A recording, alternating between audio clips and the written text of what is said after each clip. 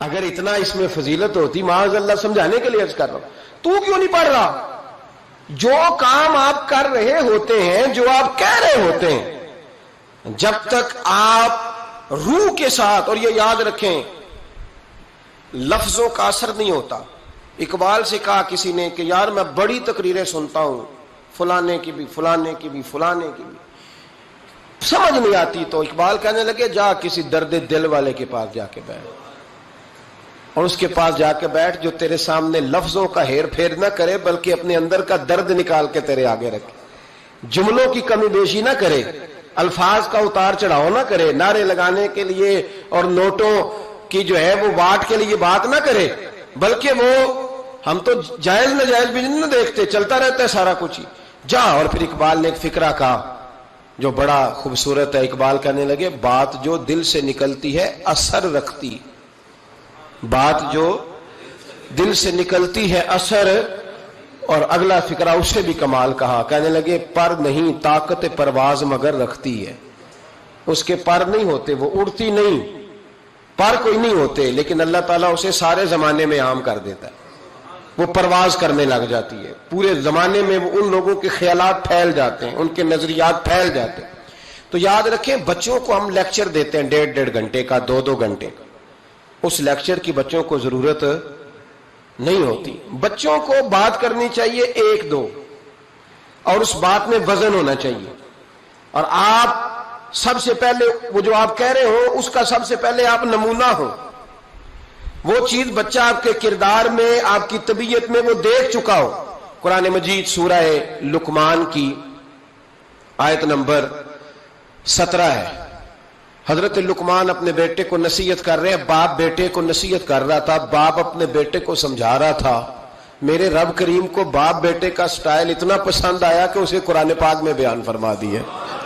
کبھی باپ بیٹے کی گفتگو بھی کسی نے نقل کی ہے، باپ بیٹے کی گفتگو بھی کبھی کسی نے کتاب میں نوٹ کی ہے، لیکن مالک کو اتنا پسند آیا یارو، باتیں باپ بیٹے کی تھیں، اللہ نے قرآن پاک میں نازل فرما دی۔ یار اتنا خوبصورت تھا باپ بیٹے کا انداز تکلم دیکھیے، باپ بیٹے سے کہتا یا بنیا، اے میرے بیٹے، اے میرے اللہ، انہیں کیا او ادھر آئے نا، یا بنیا، اے میرے، دیکھیں لفظوں کا حسن، اے میرے بیٹے، اپنے حق میں قائل نہیں کیا کہ میں بوڑھا ہو گیا ہوں، بڑی محنت کی، اب تو پیسے کمایا کر، مجھے دیا کر، تجھے نہیں پتا ماں باپ کی۔ ہم سارا دیہڑی یہی ڈیوٹی کرتے ہیں، سارا دن یہی کام ہے کہ میری قدر کر، باقی سب ٹھیک ہے۔ حضرت سیدنا لقمان اپنے بیٹے کو کیا کہتے یا بنیا اقم الصلاۃ، اے میرے بیٹے نماز قائم کر، نماز قائم کر، نماز قائم کر۔ نماز قائم کرنے کا معنی یہ کہ ظاہری آداب کے ساتھ بھی پڑھ، باطنی آداب کے ساتھ بھی پڑھ۔ اور پھر حضرت لقمان بیٹے کو بٹھا کے آگوش محبت میں پیغام دیتے ہیں، کہتے ہیں نماز قائم کر، اور پھر یہ نہیں کہا کہ تو اپنی قبر صحیح کر، تجھے کیا لگے دوست تیرے پڑھتے ہیں کہ نہیں پڑھتے، یہ نہیں فرمایا، فرمایا اقیم الصلاۃ، نماز پڑھ، وامر بالمعروف وانہا عن المنکر، پھر تو لوگوں کو بھلائی کا حکم دے اور برائی سے منع کر۔ یہ باپ اپنے بیٹے کو نصیحت کر رہا ہے، اور پھر پتہ ہے جب کوئی بھلائی کا حکم دے برائی سے منع کرے تو اسے تکلیف بھی آتی ہے۔ پھر اپنے بیٹے کو کہنے لگے وَاصْبِرْ عَلَىٰ مَا أَصَابَكَ، اور اس رستے میں جب تیرے اوپر کوئی مصیبت آئے تو تو نے صبر بھی کرنا ہے، نیکی کا حکم دینے اور برائی سے منع کرنے کے رستے میں جب کوئی مصیبت آئے تو بیٹے تو نے اس پر۔ اور اب باپ اپنے بیٹے کو نصیحت کرتے ہیں، کہنے لگے بیٹے یہ تو ایسے نہ سمجھا کہ نماز پڑھنا کوئی عام کام ہے، ایسے نہ سمجھنا کہ لوگوں کو بھلائی کا حکم دینا کوئی عام کام ہے، یہ عام کام نہیں، اِنَّ ذَلِكَ مِنْ عَزْمِ الْأُمُورِ، فرمایا یہ بڑے حوصلے والے کام ہے، یہ بڑے حوصلے والے، بڑے ہمت والے کام ہے جو میں تمہیں بتا رہا ہوں۔ باپ اپنے بیٹے کو یہ نصیحت کر رہا ہے۔ ملا جامی نے اس کو لکھا ہے، مولانا عبد الرحمان جامی کہتے ہیں سیدہ فاطمہ الزہرا کے پاس امام حسن اور حسین جب بھی جاتے تھے نا، بی بی صاحبہ یہ آیت پڑھ کے سناتی تھی، یہ آیت بی بی صاحبہ سناتی تھی کہ بیٹے نماز قائم رکھنی ہے، بھلائی کا حکم دینا ہے، برائی سے روکنا ہے، اور اس رستے میں جو مصیبت آئے گی اس پہ، اور ان ذالک من عزم الامور، بیٹے یہ معمولی کام نہیں، یہ بڑے عزم والے کام ہے، یہ بڑے حوصلے والے۔ ماں جب ان لفظوں میں تربیت کرے، ماں جب کہے دیکھا نا میرے بھائی، ماں جب سچ کا درس دیتی ہے تو بچہ سچ ہی بولتا ہے.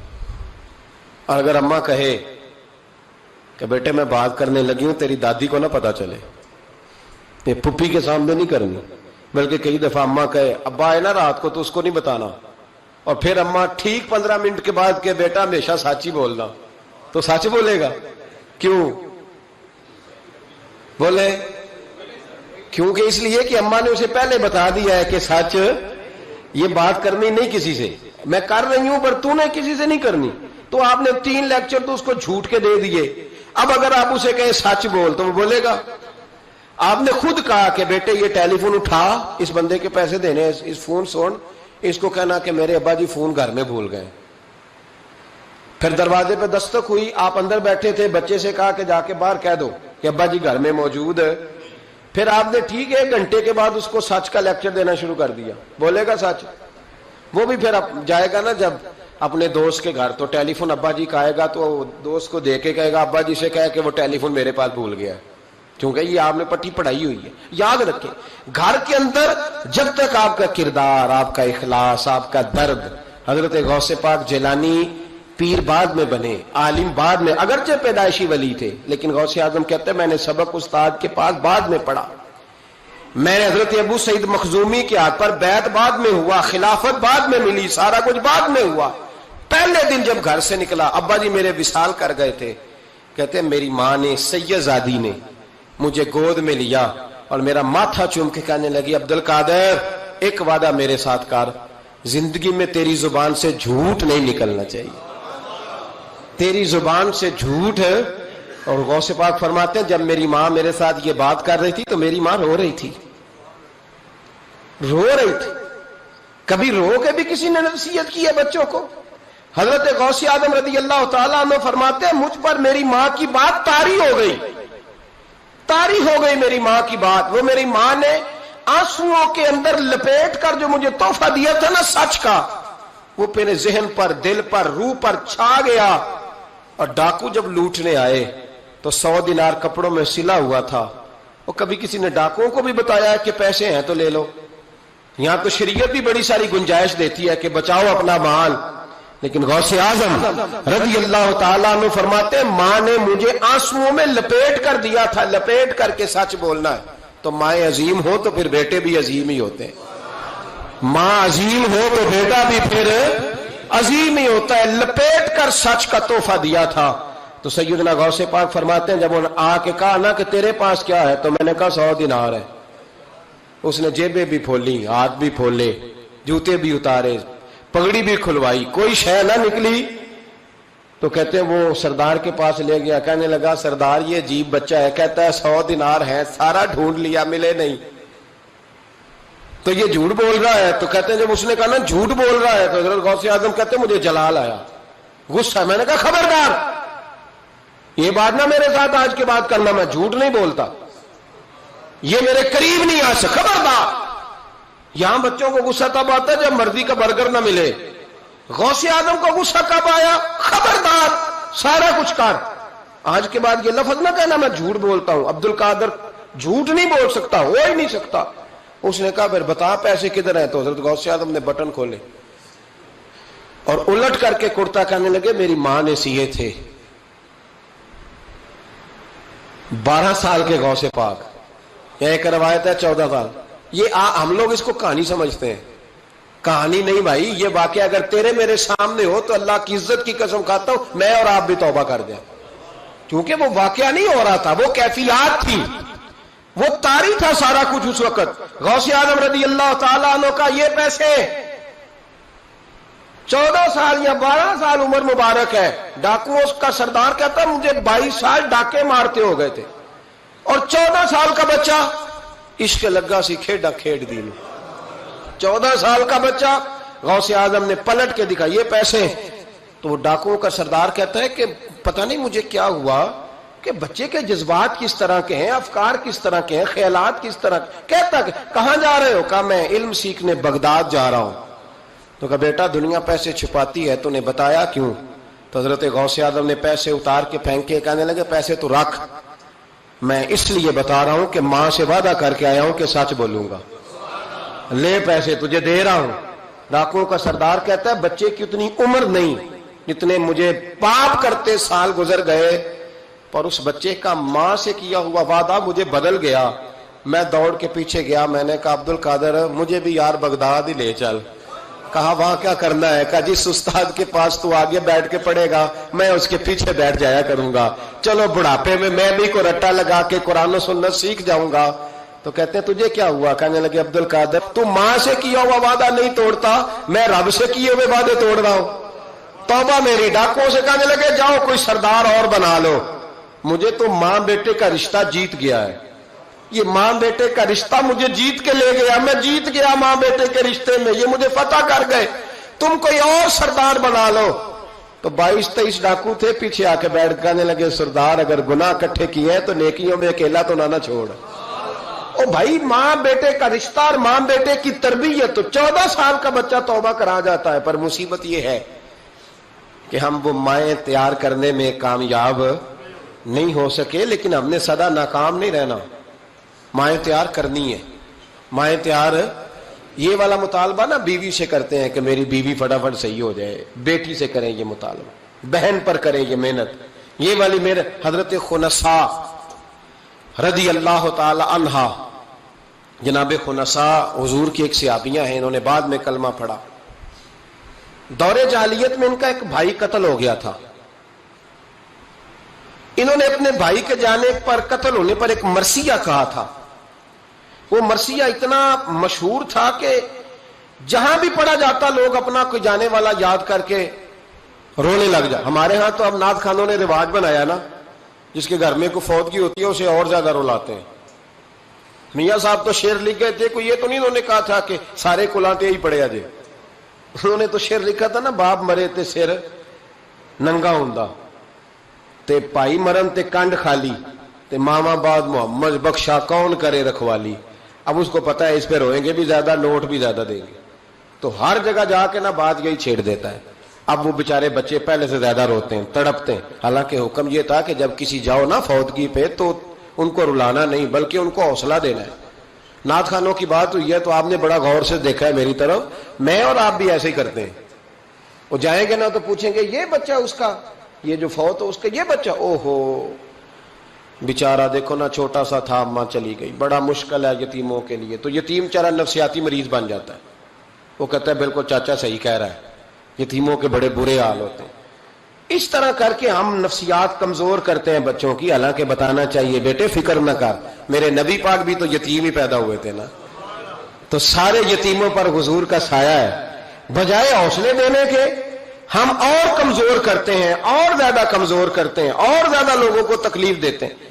تو قصیدہ جناب خنسا رضی اللہ تعالی عنہ کا بڑا مشہور تھا، عربی قصیدہ لکھا تھا انہوں نے۔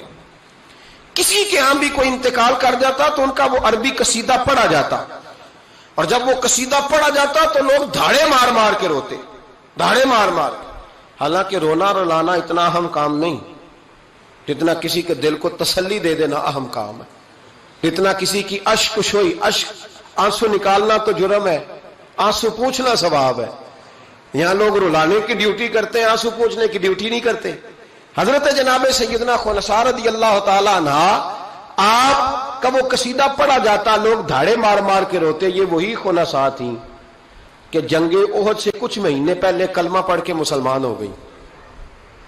یہ وہ بی بی مشہور شاعرہ جن کا قصیدہ رونے رلانے کے لیے پڑھا جاتا ہے۔ ان کے 4 بیٹے جوان تھے۔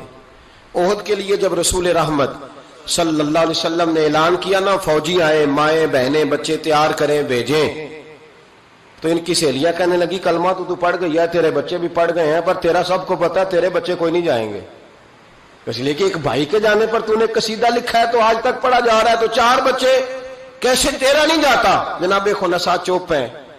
جب جنگ احد کے لیے سپاہی اور مجاہد نکلنے لگے تو 4 بیٹے لے کے چوک میں آ گئی۔ وہ بی بی جس کا رونا دھونا مشہور تھا، وہ اپنے بچوں کو چوک میں کھڑا کر کہتی ادھر دیکھو، قسم ہے مجھے اللہ کی عزت کی، میں نے تمہارے باپ کے ساتھ، یہ ماں لیکچر دے رہی ہے اور چوک میں دے رہی ہے تاکہ دنیا کو پتہ چل جائے۔ جناب خنسا کا خطبہ مدینے کے چوک میں، کہنے لگی مجھے اللہ کی عزت کی قسم، میں نے جاہلیت کے زمانے میں بھی تمہارے باپ کے بستر کو کبھی ناپاک نہیں کیا، کبھی ناپاک نہیں کیا. میں نے طیب اور طاہر بچے پیدا کیے اور میں نے تمہیں اپنے سینے سے اپنے وجود کی خوراک تمہیں دی, دودھ پلایا. میرے بچوں سارا زمانہ جانتا ہے کہ میں کسی کی جدائی نہیں سہ سکتی.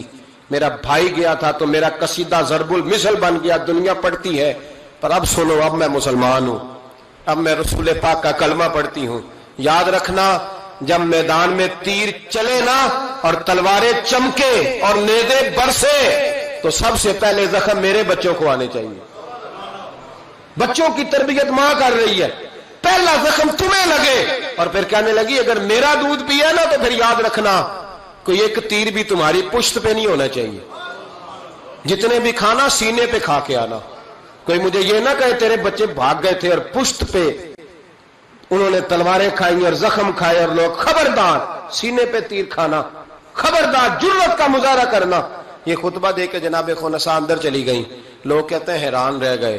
مزے کی بات یہ تھی پھر بھی بیویاں کہنے لگی خطبہ تو دے دیا ہے, دعا کرو اس کا کوئی بچہ شہید نہ ہو جائے. بڑے سخت قصیدے لکھتی ہے, شہید نہ ہو جائے, دعا کرو. لیکن اللہ بڑا ہی بے نیاز ہے, ان کے چاروں بچے شہید ہو گئے. چاروں 18 زخم تھے بچوں کے پر, تھے سارے سینے پہ. 18 گھاؤ تھے تلواروں کے پر, سارے سینے پہ. میرے محبوب بہت سے واپس آئے. او بھائی 4 بیٹے جس ماں کے چلے جائیں اس ماں کو تسلی کون دے. جناب خنسا کے کھڑی ہوئی تو صحابہ کہتے ہیں ہمارا خیال تھا کوئی درد والا شعر پڑے گی, رلا دے گی دنیا کو, لیکن میرے حبیب پاک نظر اٹھائی. کا خنسا تجھے پتا ہوگا تیرے 4 بیٹے شہید ہو گئے. کہنے لگی حضور یہی تو دکھ ہے. جب کہنا یہی دکھ ہے تو کان کھڑے ہو گئے لوگوں. حضور یہی تو دکھ ہے, یہی تو پریشانی ہے. محبوب نے فرمایا کیا پریشانی ہے؟ کہنے لگی حضور یہی تو پریشانی ہے, میرے 4 تھے, دل کرتا ہے میرے 14 ہوتے. حضور یہی تو دکھ ہے, 4 تھے, دل کرتا ہے 400 ہوتا. 4 کروں تیرے نام پہ جان فدا, نہ بس ایک جان 2 جہاں فدا. سونیا میرا 2 جہاں سے بھی نہیں جی بھرا, میں کروں کیا کروڑوں جہاں نہیں. کا حضور 4 تھے. اور پھر مسجد نبی آج بھی اس ماں کی جرت کی گواہ ہے کہ ماں پوچھنے لگی سونیا میں یہ نہیں پوچھنے آئی کہ میرا کوئی بچہ ہے کہ نہیں, یہ پوچھنے آئی ہوں کہ میرے بیٹوں نے کوئی پشت پہ زخم تو نہیں کھایا. حضور کوئی پشت پہ زخم تو نہیں کھایا میرے بچوں نے, کوئی پشت پہ زخم. تو رسول پاک نے فرمایا خنسا تیری جرت کو اللہ قبول فرمائے, تیرے بچوں نے جتنے بھی زخم کھائے ہیں سینوں پہ کھائے. میں نے کہا مائیں عظیم ہو تو بچے بھی عظیم ہوتے ہیں. اور اگر ماں کسی کے سائے کا اندھیرا دیکھ کے ڈر جائے تو بچوں میں جرت کیسے آئے گی؟ بچے کربلا کے میدان میں کیسے جائیں گے؟ بچے اس طرح میدانوں میں کئی دفعہ کہہ چکا ہوں لیکن پھر آج میرا دل کرتا ہے پھر بات کروں. حضرت عبداللہ بن زبیر حضرت ابو بکر صدیق کے نواسے ہیں, نبی پاک صلی اللہ علیہ وسلم کی پھپھی کے پوتے جناب زبیر بن عوام اشرم بشرہ صحابی, ان کے بیٹے حضرت اسماء جناب صدیق اکبر کی بڑی بیٹی کے بیٹے جناب عبداللہ بن زبیر امام حسین کے بعد نکل آئے میدان میں نکلے جناب عبداللہ بن زبیر. حجاج بن یوسف مقابلے میں بھیجا گیا. اللہ کی قدرت کے اگرچہ پہلے جب لڑائیاں ہوئی تو یہ کامیاب ہوئے ہر میدان میں, بڑے بہادر تھے. مکے اور مدینے کے لوگوں نے ان کے ہاتھ پر بیعت بھی کر لی, انہیں خلیفہ بھی مان لیا. لیکن حجاج بن یوسف جب آیا تو وہ تگڑی فوج لے کے آیا. کچھ ان کے ساتھی شہید ہو گئے, کچھ پسپا ہو گئے. حضرت اسماء اس وقت 100 سال کی بوڑھی تھی, 100 سال کی ماں, ہاتھ کامتے ہیں, راشا ہے, آنکھوں سے نظر آنا بند ہو گیا. جناب عبداللہ بن زبیر ماں کے پاس دوڑے آئے, کہا ماں میں اکیلا میدان میں رہ گیا ہوں, چند ساتھی ہیں, زیادہ دیر لڑ نہیں سکتے, تیرے بڑھاپے کی بڑی فکر ہے. اماں تو کیسے میرا صدمہ برداشت کرے گی؟ ماں مجھے بتا جہاد میں رہوں یا تیری خدمت کے لیے آ جاؤں؟ تو ماں کہنے لگی عبداللہ تو میری فکر نہ کر, پہلے یہ بتا تو حق پہ ہے کہ نہیں. ماں کا جملہ کہتے رانائی اور ولولہ اور جہاد کا جذبہ لکھا, پہلے بتا سچا ہے کہ جھوٹا. جناب عبداللہ بن زبیر کہنے لگے ماں مجھے مصطفیٰ کریم کی نبوت کی قسم, اللہ کی عزت کی قسم, بالکل سچا ہوں. تو کہا بیٹے پھر میدان میں رہنا, چھوڑ کے نہ آنا. کوئی مجھے تانا نہ دے کہ میں بزدل کی ماں ہوں, دیکھ مجھے تانے سے بچانا. کوئی یہ نہ کہ بزدل کی ماں, میدان میں رہنا, میدان میں. تو حضرت عبداللہ بن زبیر کہنے لگے اماں یہ بڑا ظالم آدمی ہے جو میرے مقابلے میں آیا ہے، سنا ہے قتل کرنے کے بعد ناک کاٹ ڈالتا ہے، آنکھیں نکال ڈالتا ہے، وجود کی بوٹیاں کر دیتا ہے۔ 100 سال کی ماں، 100 سال کی ماں لاٹھی کا سہارا لے کے کھڑی ہوگی اور زمین پہ لاٹھی مار کے کہنے لگی عبداللہ چل میدان میں۔ بیٹے بکرے کو صرف ذبح ہوتے وقت تکلیف ہوتی ہے، کھال اترتے وقت تکلیف نہیں ہوتی، پھر اس کی بوٹیاں کی جائیں تو اسے تکلیف۔ چل بیٹا میدان میں رہنا اور دیکھنا میں تجھے سلوٹ کروں گی۔ حضرت عبداللہ بن زبیر میدان میں گئے، شہید کیے گئے۔ مکہ المکرمہ کے چوک میں جنت المعلا جہاں آج قبرستان ہے اس کے چوک میں آپ کی لاش کو لٹکایا گیا۔ میں پہلے بھی بات کر چکا ہوں، آج عنوان آ گیا تو اشارہ کرنا ہے۔ ایک دن حضرت اسماء گزری، 14 دن ہو گئے لٹکے ہوئے، تو ایک شخص ان کے کان میں کہنے لگا اماں ابھی تک تیرا بچہ لٹکا ہے، حجاج نے دفن نہیں ہونے دیا۔ تو جناب اسماء نے پیچھے آواز دی اور اس زور سے بول کے کہنے لگی لٹکا رہنے دو، یہ بچپن سے ہی گھوڑ سواری کا بڑا شوقین ہے، بچپن سے ہی گھوڑوں پہ رہتا تھا۔ شاہ سوار گھوڑوں پہ رہتے ہیں، شاہ سوار زمین پہ نہیں ہوتے، گھوڑوں پہ ہوتے۔ لٹکا بچپن سے ہی بڑا گھوڑ سوار تھا، بڑا شوقین تھا، کوئی حرج نہیں۔ 14 دن لٹکے رہے لیکن لاش سے بدبو نہیں آئی، دور دور تک خوشبوئیں پھیلی ہوئی تھی۔ لوگوں نے کہا اسماء تیرے بیٹے کے وجود سے خوشبو بڑی آتی ہے۔ کہنے لگے جب پیدا ہوا تھا نا پہلے دن اس کے نانا ابو بکر صدیق اٹھا کے مصطفیٰ کی بارگاہ میں لے گئے تھے، نبی پاک نے کھجور چبا کے گٹی دی تھی میرے بیٹے کو۔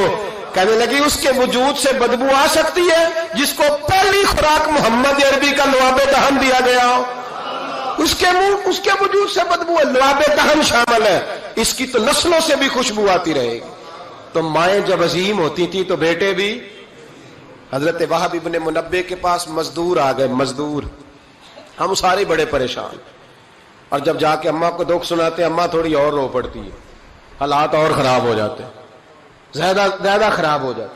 حضرت سیدنا وہب ابن منبع مزدور آ کے کہنے لگے ہماری بھی کوئی زندگی ہے، ہمیں یہ پہاڑ کاٹنے پڑتے ہیں۔ تو فرمانے لگے آؤ تمہیں بنی اسرائیل کی بات نہ سناؤں، تمہارا حوصلہ بڑھ جائے گا۔ کہا سنائیے۔ کہنے لگے بنی اسرائیل کی ایک ماں کے 7 بیٹے تھے، بادشاہ نے کہا خنزیر کھانا پڑے گا، جو بچہ یورپ بھی جائے نا اسے بھی تلقین کر کے بھیجو کہ بیٹے حرام حلال کا خیال رکھنا ہے، اس لیے کہ نبی پاک علیہ السلام نے فرمایا جو گوشت حرام سے پلے گا وہ جنت میں نہیں جائے گا۔ تو کسی کا دل کرتا ہے اس کا بیٹا جہنم میں جائے؟ کہا خنزیر کھانا ہے، خنزیر۔ یہاں لوگ مسئلہ پوچھتے ہیں فون کر کے کہ صاحب مجبوری ہے، اب ہم نے یہاں یورپ میں آ کے سٹور بنایا تو شراب تو رکھنی پڑے گی، تو میں کہتا ہوں واپس آ جاؤ اچار سے روٹی کھانا، شراب بیچنے کی مجبوری میں بھی اجازت نہیں، مجبوری میں بھی شراب کا دھندا کرنے کی اجازت۔ آ جاؤ اچار ڈال لو۔ میری اماں تو کہا کرتی تھی کہ گرمیوں میں اچار ڈال لو اور بڑولے میں گندم ڈال لو، پھر خیر صلی اللہ سارے سال کی۔ تو آؤ اچار ڈالو، گندم ڈالو، گزارا صحیح ہوگا، کوئی حرج نہیں، لیکن شراب بیچنے کی مجبوری میں بھی اجازت۔ بول کے بتائیں، بول کے گواہی دیں، شراب بیچنے کی مجبوری میں بھی اجازت ہے؟ بالکل اجازت نہیں، قطعاً اجازت نہیں۔ تو وہب ابن منبع کہنے لگے کہ ماں کو کہا گیا کہ خنزیر کا گوشت تیرے بچے نہیں کھاتے تو فساد برپا ہوتا ہے ملک کے اندر۔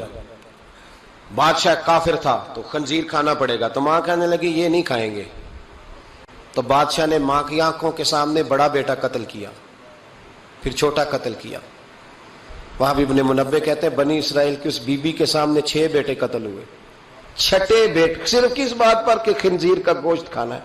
تو ماں نے کہا نہیں، میں اپنے بچوں کو حرام کھانے کی اجازت، حالانکہ شرعی مسئلہ ہے، جان بچانے کے لیے گنجائش ہے، لیکن جو ڈٹ جائے گا وہ بڑا شہید ہوگا، اس کا درجہ پھر بڑا ہوگا۔ 7ویں بیٹے کی باری آئی تو ماں کی آنکھوں میں آنسو ٹپکے، 6 بیٹے قتل ہوئے تو اماں روئی بھی نہیں۔ وہب ابن منبع کہتے بادشاہ کہنے لگا کہ اب نرم ہو گئی ہے، 6 بیٹے اکٹھے قتل ہو گئے، کہنے لگا اس کو سائڈ پہ جا کے سمجھا لے، ہے بھی چھوٹا، اگر یہ کھا لے گا گوشت خنزیر کا معاذ اللہ تو میں چھوڑ دوں گا، کم از کم تیرے بڑھاپے کا ایک سہارا تو رہ جائے گا۔ تو اماں بیٹے کو کونے میں لے گئی، جا کہنے لگی بیٹا ماں ہوں نا، ایک آنسو نکل آیا، کیا کروں، مجبور ہوں، لیکن یاد رکھنا اگر میرا دودھ پیا تو میں نے تمہیں حلال کا دودھ پلایا ہے، حرام کا لقمہ نہیں جانا چاہیے. ماں مسکراتی ہوئی بچے کو لے کے آئی تو بادشاہ کہنے لگا سمجھا دیا. کہنے لگی سمجھا دیا ہے, وہی کرے گا جو میں نے کہہ دیا ہے, وہی کرے گا جو میں نے. تو بادشاہ نے گوشت رکھا خنزیر کا لا کے سامنے, تو بچے نے اٹھا کے گوشت بادشاہ کے منہ پہ پٹکا اور پٹک کے کہنے لگا ہمیں کمزور سمجھتا ہے, جو خدا کی توحید والے ہو وہ کمزور نہیں پڑا کرتے. کہا یہ سمجھایا تھا. کہا نہیں, سمجھایا تو ذرا زیادہ تھا پر اس کے ہاتھ ہی صرف پلیٹ آئی ہے. سمجھایا تو ذرا زیادہ تھا پر صرف جو چیز ہتھے آنی تھی وہی مارنی تھی نا, تلوار اس کے قبضے میں تھی نہیں ورنہ تیری گردن اتار دیتا. تو حضرت وہب ابن منبہ فرمانے لگے ماں بھی شہید ہو گئی اور ساتواں بیٹا بھی شہید ہو گیا, لیکن کہتے ہیں وہ ساتوں نے جب جان دی تو پھر فوجیں آئیں, پھر انقلاب آیا. پھر وہ جو بادشاہ لوگوں کو خنزیر کھلایا کرتا تھا وہ قتل ہوا. پھر بنی اسرائیل میں انقلاب آیا. او بھائی, اگر امام علی مقام رضی اللہ تعالیٰ عنہ کی اماں انہیں تیار نہ کرتی. یہ دیکھیں نا, میں اپنی بات نہیں کرتا, علامہ اقبال کہتے ہیں لوگ, اقبال کہتے ہیں فارسی کلام اقبال کا اسرار بے خودی, اقبال کہنے لگے میرے پاس لوگ آ کے کہتے ہیں حسین کے خون میں بڑا کمال ہے, تو میں کہتا ہوں نہیں, فاطمہ کے دودھ میں بڑی تاثیر ہے. کہتے ہیں لوگ مجھ سے آ کے کہنے لگے کہ حسین کا حوصلہ بڑا ہے, تو میں نے کہا نہیں, فاطمہ رضی اللہ تعالیٰ عنہ کی تربیت ہی بڑی شاندار ہے, بڑی شاندار تربیت ہے. ماں فاطمہ ہو اور بیٹے حسن اور حسین نہ ہو تو یہ کیسے ہو سکتا ہے؟ یہ دلیری ہے, یہ ہمت ماں کی دی ہوئی, ماں کا دیا ہوا حوصلہ جو میدان کربلا میں لا کے کھڑا کیا. ایک بزرگ گزرے سفیان بن عینیہ, ان کی اماں نے نا اپنے بچے کو کہا جا دین سیکھ. بہت بڑے محدث ہیں, کہتے میں غریب تھا, میری ماں نے جب استاد کے پاس بھیجا تو کہنے لگے بیٹے اپنے استاد سے نا سبق بعد میں پڑھنا, استاد کی نوکری پہلے کرنا اور دیکھنا خدمت کرنا. ہمارے استاد تھے, بزرگ تھے, سید مراتب علی شاہ صاحب, حضرت محدث اعظم پاکستان مولانا سردار احمد صاحب رحمۃ اللہ علیہ کے وہ شاگرد تھے. اب تو ہر بچے کو شکایت ہے نا استاد کام بڑا کراتے ہیں. جی مجھے کل بھی انہوں نے بھیجا تھا, 2 فوٹو کاپیاں کرا کے لے آؤں, اسکول سے گیا تھا میں, موٹر سائیکل پہ گیا, 2 فوٹو کاپیاں پوری کرائی ہیں مجھ سے, حالانکہ پیسے بھی انہوں نے دیے تھے, پھر بھی بڑا کام کراتے ہیں, استاد کے پاس نہیں پڑھنا. سید مراتب شاہ صاحب فرماتے ہیں کہ میں چھٹی آیا, چھٹیاں ہوتی تھی شعبان میں, تو میرے والد سید غلام حسین شاہ صاحب رحمۃ اللہ تعالیٰ علیہ کہنے لگے مراتب علی آ گئے ہو؟ میں نے کہا حضور مدرسے میں چھٹیاں ہو گئی. تو کہنے لگے تیرے استاد کو بھی چھٹیاں ہو گئی ہیں؟ کہا نہیں حضور وہ تو گھر ہی ہے. تو کہنے لگے سارے شاگرد آ گئے؟ کہا ہاں. کہنے لگے بیٹے تو واپس جا کے ان کی خدمت کر, ان کی ڈیوٹی کر, اس لیے کہ تو ان کی ڈیوٹی کرے گا نا تو جو دعا تجھے وہ ملے گی نا, وہ دعا تیرے علم کو تیرے حق میں نفع بخش کر دے گی. حضرت سفیان بن عینیہ والدہ کہنے لگی بیٹا دین پڑھنا؟ کہا ہاں. تو کہتے ہیں اماں نے خود پگڑی باندھی میرے سر پہ, علماء والا لباس پہنایا. کہنے لگے پہلے استاد سے اخلاق آداب سیکھنا, پھر علم سیکھنا. اور میری ماں کہنے لگی بیٹا ایک لفظ بیچ کر بھی دین کا دنیا نہ کمانا. تو میں نے کہا اماں میں کھاؤں گا کیسے؟ تو کہتے ہیں میری اماں نے نا چرخے کے اوپر چادر دی ہوئی تھی, وہ چادر اتار دی. کہنے لگی بیٹا جب تک میری ہمت ہے میں چرخہ چلاتی رہوں گی, تیرے خرچے پورے ہوتے رہیں گے. تو کہتے ہیں ساری زندگی حضرت سفیان بن عینیہ کہتے ہیں ماں نے چرخہ کاتا اور میں نے رسول اللہ کا دین پڑھا اور دین پڑھایا. کچھ چیزیں ایسی ہوتی ہیں جو کہتی ہیں کہ آج چھٹی نہیں کرنی, آج دور تک چلنا ہے. کچھ مضمون بھی جمعے کے ایسے ہوتے ہیں جو کہتے ہیں مجھے ختم نہیں کرنا, باتیں ذرا لمبی چلنی چاہیے. میں آپ کا لحاظ کرتا ہوں, میرے سجن بڑے سیانے, میرے سامنے گھڑی لگائی ہے انہوں نے, سمجھدار لوگ اس طرح کے کام کرتے ہیں نا جی. ایک دن میں نے یہ بھی دیکھا کہ اس گھڑی میں اور اس گھڑی میں تھوڑا فرق ہے, وہ 2-3 منٹ آگے ہے. کبھی کبھی یہ پیار کے ساتھ نا معاملات ہوتے رہتے ہیں, لیکن الحمدللہ یہ واحد مسجد ہے جس میں کوئی بندہ گھڑی نہیں دکھاتا. میرے خیال میں شاید یہ اور بھی ہوں گی, کوئی بندہ یہاں گھڑی نہیں دکھاتا الحمدللہ. بلکہ مجھ سے شکوہ ہی ہوتا ہے لوگوں کا کہ آپ جلدی چھٹی کر دیتے ہیں, تھوڑا زیادہ چلنا چاہیے. لیکن کچھ مضمون ایسے ہوتے ہیں میرا دل کرتا ہے لمبے چلیں, آپ یقین کریں میرا دل کرتا ہے. ایسے لگ رہا ہوتا ہے جیسے میں اپنی بات کر رہا ہوں, ایسے لگ رہا ہوتا ہے جیسے یہ ایک ایسی کہانی ہے جو دل کرتا ہے دور تک چلے, لیکن میں نہیں لمبا لے کے جاؤں گا. میں چیزوں کو سمجھتا ہوں, وقت میں رہوں گا. چھلک چھلک کے میرے سامنے روایتیں آ رہی ہیں, واقعات آ رہے ہیں, چیزیں آ رہی ہیں. ایک درویش کی بات کر کے سمیٹنے کی طرف حضرت ابراہیم بن یزید نخعی رحمت اللہ تعالی علیہ, حجاج بن یوسف نے جب بڑے ظلم کیے نا تو ایک شخص اٹھا حضرت ابراہیم بن یزید نخعی رحمت اللہ، جنہوں نے حجاج کے خلاف فتویٰ دیا کہ ظالم ہے، اور پھر تقریریں کی کہ ظالم ہے۔ لوگ سمجھتے ہیں کہ علماء کی تقریروں سے کیا ہوتا ہے، علماء کی تقریروں سے انقلاب آ جاتا ہے۔ آپ یقین کریں، علماء کا قلم تلوار سے زیادہ کام کر دکھاتا ہے۔ فتویٰ بھی دیا، تقریریں بھی کی، اس قدر زیادہ ان کے فتوے کی نقلیں تیار کر کے بانٹی گئی کہ حجاج پریشان ہو گیا۔ سپاہیوں کہنے لگا گرفتار کر کے لاؤ ابراہیم بن یزید نخعی، جہاں ملے گرفتار کرو۔ سپاہی گرفتار کرنے گئے۔ علماء اور مشائخ سے جو لوگ پیار کرتے ہیں نا، وہ روح کی گہرائیوں سے پیار کرتے ہیں، جانے دیتے ہیں اپنے بزرگوں کے ناموں پر۔ لوگ ان کو اٹھا کے لے گئے، کہا بابا جی ہم حفاظت کریں گے، دور ان کو کہیں چھپا دیا۔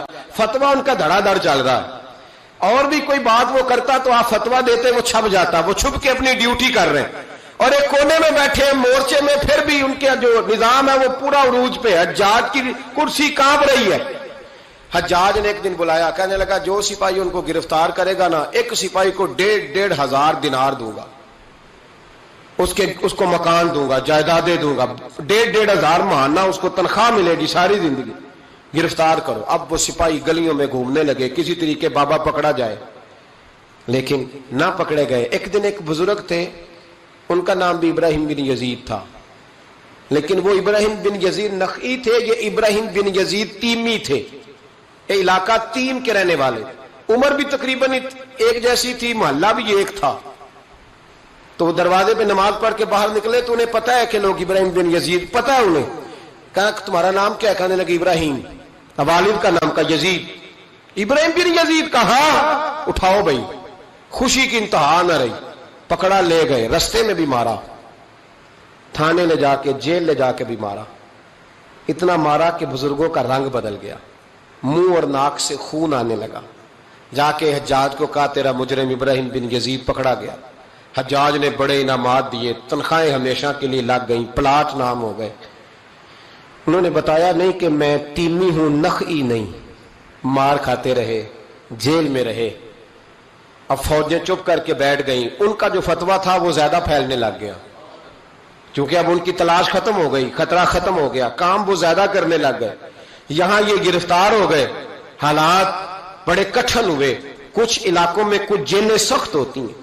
حجاج بن یوسف نے دماس نام کی جیل بنائی ہوئی، اس جیل میں جناب ابراہیم بن یزید تیمی کو ڈال دیا۔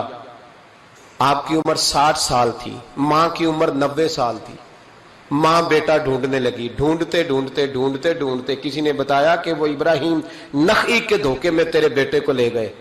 ماں جیل پہنچی، بیٹا ماں سے جب ملا تو بیٹا قدموں میں گرا، چہرہ دیکھ کے ماں کا کلیجہ پھٹ آیا، اتنے زخم میرے بیٹے کے وجود پر۔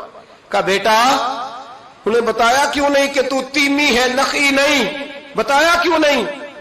تو جناب ابراہیم تیمی نے ماں کے منہ پہ ہاتھ رکھا، اماں چپ کر جا، میں ایک جاہل آدمی ہوں، میرے وجود سے امت کا فائدہ کوئی نہیں، وہ رسول اللہ کے دین کا چمکتا ہوا چراغ ہے۔ اماں ان کی وجہ سے کتنے سینے روشن ہیں، کتنے دلوں میں ایمان کی تازگی ہے، کتنی آنکھوں میں رسول اللہ کی محبت کا نور ہے۔ اماں ابراہیم بن یزید نخعی کی وجہ سے ظالم کانپ رہے ہیں، ڈر رہے ہیں، اور مظلوم اٹھتے ہیں کہ ہمارا بھی کوئی ہے نام لینے والا۔ اماں نہ، میری وجہ سے اگر وہ بچ سکتے ہیں تو میں کئی جانے دینے کو تیار ہوں، مہربانی کر اماں، تو نے نہیں کہنا، تو نے کسی کو بتانا نہیں۔ ماں کہنے لگی بیٹا تو نبی پاک کے دین کے غلام پر جان دینے لگا؟ کہا ہاں۔ اماں کہنے لگی پھر میں کسی کو بتاؤں گی نہیں، بلکہ میں تیرے حوصلے کی دعا مانگوں گی۔ اور ماں کہنے لگی بیٹا اگر قیامت کے دن اللہ نے مجھ سے پوچھا نا کہ تیرے بیٹے نے تیرے حق ادا کیے کہ نہیں کیے، تو میں کہوں گی مالک میں اپنے بیٹے سے بڑی راضی ہوں، اور اللہ میرے بیٹے کو بغیر حساب کتاب جنت دے، میں تیرے لیے دعائیں مانگوں۔ ماں تسلی دے کے بیٹے کو گھر آ گئی۔ حضرت ابراہیم تیمی کو اتنا مارا کہ 3 دن کے بعد جیل میں شہید ہو گئے۔ جب وہ شہید ہوئے، حجاج بن یوسف رات کو خواب دیکھتا ہے کہ آج تیری سلطنت میں کوئی جنتی فوت ہو گیا، جنتی فوت ہو گیا، جنتی انتے۔ حجاج نے پورے ملک میں پتہ کرایا تو کہا ایک ہی بندہ فوت ہوا ہے جو جیل میں تھا۔ تو حجاج آئے وہاں، جس وقت حجاج وہاں پہنچا نا، سرانے آ کے میت کے کھڑا ہوا، اسی وقت ایک تازہ فتویٰ آیا کیونکہ حضرت ابراہیم نخعی کو نہیں خبر تھی کہ میری جگہ پہ وہ بندہ شہید ہو. تازہ فتویٰ آیا کہ سنا ہے آج صبح ایک اور بندہ اس کے تشدد سے قتل ہو گیا, مسلمانوں پہ ضروری ہے اس ظالم کے خلاف اٹھیں. جب فتویٰ پڑھا تو نیچے دستخط تھے. ابراہیم بن یزید نخعی کہنے لگا ظالم ہو, یہ تو خواب میں دیکھے جنتی بہت ہو گیا, تو یہ اگر ابراہیم نخعی نہیں تو یہ فتویٰ کس کا آیا ہے؟ تو لوگوں نے کہا حضور پہلے بھی ہمیں کسی نے بتایا تھا یہ تیمی ہے نخعی نہیں. یہ بولے نہیں, ان کے نام پہ جان دے گئے. کہنے لگا پھر پکڑو ابراہیم نخعی کو. تو حضرت سعید بن جبیر پیچھے کھڑے تھے, کندھے پہ ہاتھ رکھ کہنے لگے حجاج بس کر بس کر, اب ان کے پیچھے فوجیں نہ دوڑانا. جن کے نام پر جان دینے والے جنتی ہیں اس بزرگ کی اپنی شان کتنی ہوگی, اس کے حصے پہ جو جان دے گیا جب اس کے لیے تجھے جنتی کی خواب آئی ہے. حضرت ابراہیم بن یزید نخعی ان کے بعد ایک عرصے تک زندہ رہے.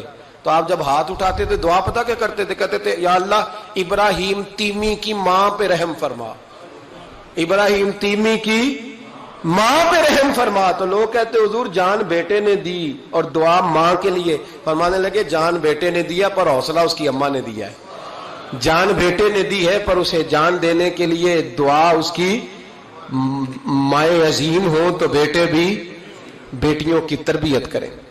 ورفعنا لك ذکر ورفعنا لك ذکر, تیری خوشبو میری چادر تیرے تیوے میرا زیور, تیری خوشبو میری چادر تیرے تیوے میرا زیور, تیرا شیوا میرا مسئلہ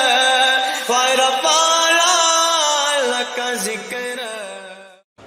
اگر اتنا اس میں فضیلت ہوتی, معاذ اللہ سمجھانے کے لیے عرض کر رہا ہوں, تو کیوں نہیں پڑھ رہا؟